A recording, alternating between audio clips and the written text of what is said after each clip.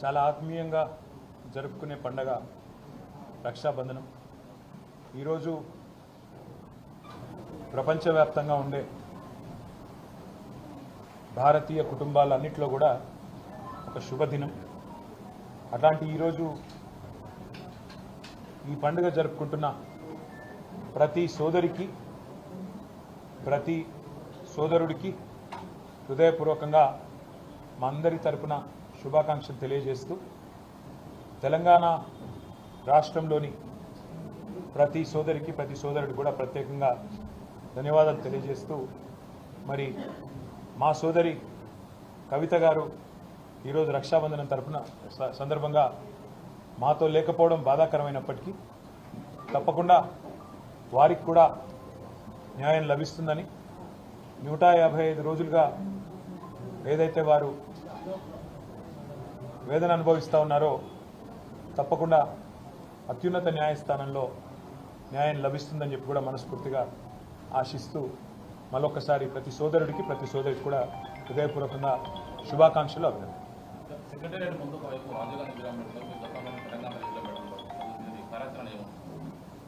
సెక్రటేరియట్కి సంబంధించి ఒక చిన్న నేపథ్యం మీకు చెప్పాలి. ఆ సెక్రటేరియట్ ఆనాడు ఉమ్మడి ఆంధ్రప్రదేశ్లో ఎంత అస్తవ్యస్తంగా ఉండేదో మీకు తెలుసు, మాకు తెలుసు. విలేకరులు మిత్రులు అక్కడ కూర్చోవాలన్నా, ఎవరితోనన్నా కనీసం మాట్లాడాలన్నా, లేదా వచ్చిపోయే ప్రజలకు కూడా అక్కడ ఎంత అసౌకర్యంగా ఉండేదో.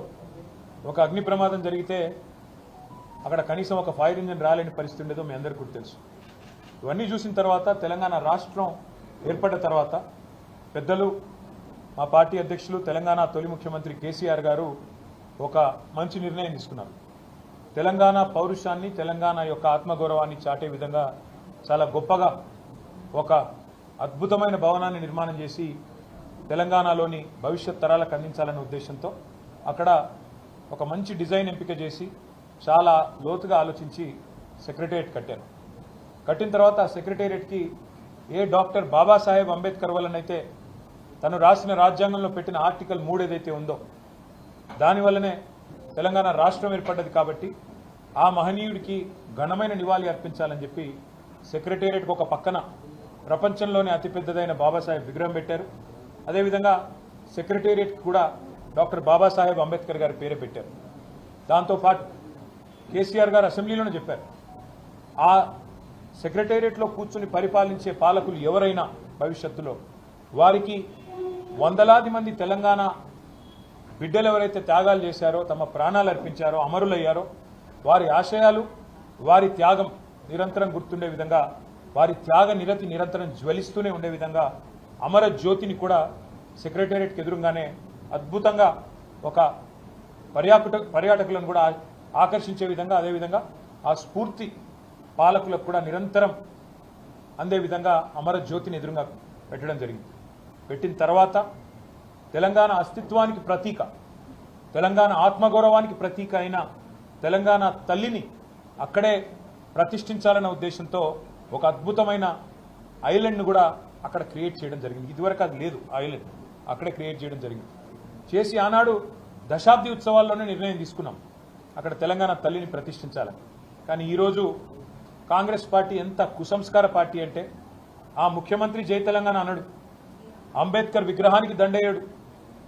125 ఫీట్ల ఎత్తుల్లో ఉండే అంబేద్కర్ విగ్రహాన్ని కనీసం స్వతంత్ర దినోత్సవం నాడు కానీ, 14 ఏప్రిల్ నాడు ఆయన జయంతి నాడు కానీ కనీసం అక్కడ లైటింగ్ ఏర్పాటు చేయరు, కనీసం పరిశుభ్రత కూడా పాటించరు.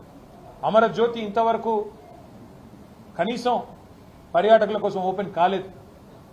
ఇంకా పైపెచ్చు ఇవన్నీ చాలదన్నట్టు ఏ రాజీవ్ గాంధీ గారైతే తెలంగాణ బిడ్డ అంజయ్యను అవమానించారో, ఆ అంజయ్య గారి పేరు పక్కనే ఉండే పార్కుకు పెట్టింది ఆనాడు ప్రభుత్వం. కానీ అంజయ్య గారి పేరు పోయింది, అది లుంబిని పార్క్ అయింది. ఇప్పుడు ఏ అంజయ్య గారిని అయితే అవమానించిన వ్యక్తి ఉన్నారో ఆయన విగ్రహాన్ని తెచ్చి మా నెత్తిన రుద్దడం అంటే ఇది ఎంతవరకు న్యాయం అని చెప్పి వాళ్ళు నేను మా పార్టీ తరఫున అడుగుతా ఉన్నాను. మేము 10 ఏళ్ళు చాలా సంస్కారవంతంగా వ్యవహారం చేసినాం. రాజీవ్ ఆరోగ్యశ్రీ అనే పథకం ఉంటే దాని పేరు మార్చలేదు, అట్లే కొనసాగించాం. మా పేరు పెట్టుకోవచ్చు, ఇంకో పేరు పెట్టవచ్చు, కానీ మార్చలేదు. రాజీవ్ రహదారి అని స్టేట్ హైవే ఉంటే దాని పేరు కూడా మార్చలేదు. రాజీవ్ గాంధీ యూనివర్సిటీ అని IIIT బాసరకు పేరుంటే నాలెడ్జ్ యూనివర్సిటీ అని దాన్ని కూడా మార్చలేదు, కొనసాగించినాం. ఉప్పల్లో ఉండే అంతర్జాతీయ స్టేడియంకు రాజీవ్ గాంధీ స్టేడియం అని పేరున్నా దాన్ని కూడా కొనసాగించినాం తప్ప మార్చలేదు. అదే మాదిరిగా అంతర్జాతీయ విమానాశ్రయం పేరు రాజీవ్ గాంధీ అంతర్జాతీయ విమానాశ్రయం ఉన్నా దాన్ని కూడా కొనసాగించినాం తప్ప కుసంస్కారవంతంగా ఆలోచన చేయలేదు. కానీ వాళ్ళ బాధతోనైనా చెప్పక తప్పడం లేదు. మీరు తెలంగాణ తల్లిని అవమానించిన తర్వాత, తెలంగాణ అస్తిత్వానికి ప్రతీక అయిన మనందరి తల్లి లాంటి తెలంగాణ తల్లిని మీరు అగౌరవపరిచిన తర్వాత తప్పకుండా ఈ మాట బాధతోనే చెప్తా ఉన్నాం. రాజీవ్ గాంధీ గారు మరి తెలంగాణకు ఆయనకు సంబంధం ఏందో నాకే తెలియదు. రాహుల్ గాంధీ దగ్గర మార్కులు కొట్టేయాలంటే మీ గాంధీ భవన్లో పెట్టుకో, లేదా జూబ్లీహిల్స్లో నీ ఇంట్లో పెట్టుకో, ఎవరు వద్దంటలేదు. కానీ ఇవాళ తెలంగాణ సెక్రటేరియట్ ముందు రాజీవ్ గాంధీ విగ్రహాన్ని పెట్టి ఏ కాంగ్రెస్ పార్టీ అయితే వందలాది మంది పిల్లల ప్రాణాలు తీసిందో ఆ కాంగ్రెస్ పార్టీ మళ్ళొక్కసారి క్రూర పరిహాసం ఆడే విధంగా తెలంగాణతో, తెలంగాణ అస్తిత్వాన్ని, తెలంగాణ ఆత్మగౌరవాన్ని దెబ్బతీసే విధంగా వ్యవహారం చేస్తూ ఉన్నారు. మేము తప్పకుండా మాటిస్తా ఉన్నా మా తెలంగాణలోని అన్నదమ్ములకి, ఆడబిడ్డలకి, మన పోరాటమే అస్తిత్వ పోరాటం, ఆత్మగౌరవ పోరాటం. తప్పకుండా మనం మళ్ళీ తిరిగి వస్తాం. అది కాంగ్రెస్ వాళ్ళకు తెలుసు, మీకు తెలుసు, మాకు తెలుసు. 4 ఏళ్లలో మళ్ళీ కేసీఆర్ గారి నాయకత్వంలో తిరిగి తెలంగాణలో ప్రభుత్వం కూడా మనది ఏర్పడుతుంది. ఏర్పడ్డ తర్వాత వెంటనే తప్పకుండా రాజీవ్ గాంధీ గారి విగ్రహాన్ని అక్కడి నుంచి సకల మర్యాదలతో తొలగిస్తాం. అక్కడి నుంచి వారు కాంగ్రెస్ వారు ఎక్కడికి కోరుకుంటే అక్కడికి తరలిస్తాం. అక్కడ మాత్రం ఖచ్చితంగా తెలంగాణ తల్లి విగ్రహాన్ని పెడతాం.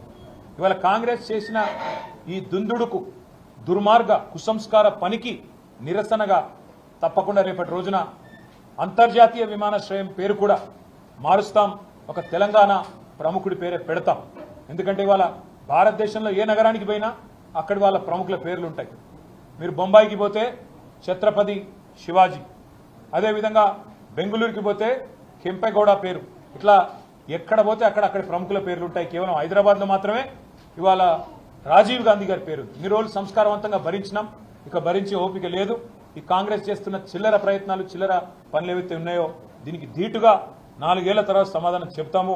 ఇప్పుడు కూడా తెలంగాణ ప్రజల తరపున, తెలంగాణలోని అసువులు బాసిన అమరుల తరపున నేను కాంగ్రెస్ ప్రభుత్వాన్ని డిమాండ్ చేస్తా ఉన్నా. ఇప్పటికైనా బుద్ధి తెచ్చుకొని ఆ విగ్రహాన్ని అక్కడి నుంచి తరలించండి. కావాల్సిన విగ్రహాలు ఉన్నాయి. సోమాజిగూడలో రాజీవ్ గాంధీ సర్కిల్ అని పెట్టుకున్నారు మీరు, మేము మార్చలేదు. ఇందిరాగాంధీ విగ్రహాలు బొచ్చెడున్నాయి, ఇందిరాగాంధీ పేరు మీద బొచ్చెడున్నాయి, మేము ముట్టుకోలేదు. కానీ మీరు ఇదే ఒరవడి కొనసాగిస్తే తప్పకుండా మరి ఢిల్లీకి గులాంలు మీరు, కానీ మాకు ఆ కర్మ పట్టలేదు. తప్పకుండా మా తెలంగాణ పౌరుషంగల బిడ్డలుగా చెప్తా ఉన్నా 100% తెలంగాణ తల్లిని అక్కడే పెడతాం. తప్పకుండా మిగతా ఏవైతే మీ జాతీయ నాయకులు అని చెప్పి పెట్టుకున్న పేర్లు ఏవైతున్నాయో వాటిని కూడా మార్చే దిశగా ఆలోచన చేస్తాం. తెలంగాణలో ఈ 8 నెలల పాలనలో, కాంగ్రెస్ పాలనలో మహిళలపై జరిగిన అఘాయిత్యాల వివరాలు మీరు మహిళా కమిషన్ అందిస్తామని మీరు అన్నారు. బీఆర్ఎస్ 9 ఏళ్ల పాలనలో 1,50,000 చిలుకు అఘాయిత్యాలు జరిగా వివరాలన్నీ కూడా కేటీఆర్ మాట్లాడితే బాగుంటుంది, ఆ వివరాలని నిన్న బయట పెట్టారు సీతక్క. సరే, ఇన్ని రోజులు 8 నెలలు గవర్నమెంట్లో ఉన్న తర్వాత మొత్తానికి మంత్రి గారికి మహిళల మీద జరిగిన అఘాయిత్యాలు గుర్తుకొచ్చినందుకు, ఇప్పటికైనా గుర్తుకొచ్చినందుకు మంచిదే. మహిళా కమిషన్ కానీ ప్రభుత్వం కానీ చేయాల్సిందేంది? ఎక్కడన్నా మహిళల మీద ఏమైనా జరిగితే అఘాయిత్యాలు కానీ అత్యాచారాలు కానీ వారు ముందే స్పందించాలి. కానీ ఎట్లా ఉంది ప్రభుత్వం వైఖరి? దున్నపోతు మీద వానబడ్డట్టే. అక్కడ కొల్లాపూర్లో ఒక చెంచు మహిళ మీద అఘాయిత్యం జరిగితే మా నాయకురాలు సత్యవతి గారు, సబిత గారు, మా నాయకులు మరి జనార్దన్ రెడ్డి గారు, గోవల బాలరాజు గారు, బీరం హర్షవర్ధన్ రెడ్డి గారు అందరూ పోయి ఆ అమ్మాయిని నాగర్ కర్నూలు ఆసుపత్రిలో చేర్పించేదాకా స్పందన లేదు. అదేవిధంగా మొన్నటికి మొన్న షాద్ నగర్లో ఒక దళిత మహిళ మీద అక్కడ పోలీసులు అఘాయిత్యం చేస్తే దాని మీద స్పందన లేదు. చివరికి మా నాయకురాలు సబితా ఇంద్రారెడ్డి గారు పోయి గొడవ చేస్తే, మా ఆర్ఎస్ ప్రవీణ్ కుమార్ గారు పోయి గొడవ చేస్తే మొన్న మధ్యన ఆ పోలీసులను సస్పెండ్ చేసింది. ఒకటి కాదు, ఇవాళ చెప్పమంటే ఎన్ని అఘాయిత్యాలు, ఎన్ని అత్యాచారాలు జరుగుతున్నాయో తెలంగాణలో 8 నెలల్లో మీరే మీ కళ్ళ కట్టినట్టు చూడొచ్చు. మహిళా కమిషన్ అయినా, రాష్ట్రంలోని శాంతి భద్రతల విభాగం పోలీసులైనా చేయాల్సిన పని ఏందండి? వాళ్ళు చేయాల్సిన పని మొదలు ఖచ్చితంగా రాష్ట్రంలో మహిళలు కానీ, పిల్లలు కానీ, రాష్ట్రంలో ఉండే మా అన్న తమ్ముళ్ళు కానీ, ఇక్కడ ఉండే కుటుంబాలు కానీ శాంతియుతంగా బతికే విధంగా చూసుకోవాలి. ఆ తెలివి లేదు. హైదరాబాద్లో మర్డర్లు అవుతుంటే ఆపేసి తెలివి లేదు. హైదరాబాద్లో ఇన్ని అఘాయిత్యాలు జరుగుతుంటే దాన్ని పట్టించుకునే నాదుడు లేడు. రాష్ట్రానికి హోంమంత్రి దిక్కు లేడు. మేము పొరపాటున నోరు జారి ఒక మాట అంటే దానికి ఆల్రెడీ నేను క్షమాపణ కూడా చెప్పిన.